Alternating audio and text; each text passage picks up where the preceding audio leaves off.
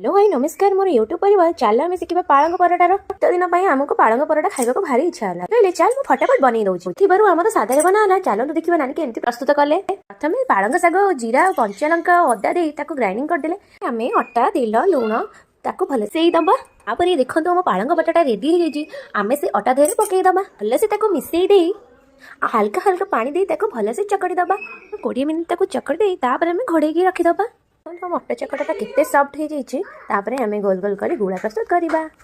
आम पराटा परिका बेली ताकू आम तावारे सेकिदबा देखो तो रेडी हो गला आम गरम गरम पालंग पराटा को आप जेकोसी सॉस किंवा मीठा दही लगे खाई पारे सॉफ्ट हो पराटा देखिपुं जिते सुंदर ता टेस्ट बहुत बढ़िया आपन को निश्चय बनातु और शीत दिन खातु आम पालंग पराटा रेसिपी केमती लगिला प्लीज कमेंट करंतु और लाइक शेयर सब्सक्राइब करने भी भूलिबेनी। जय जगन्नाथ।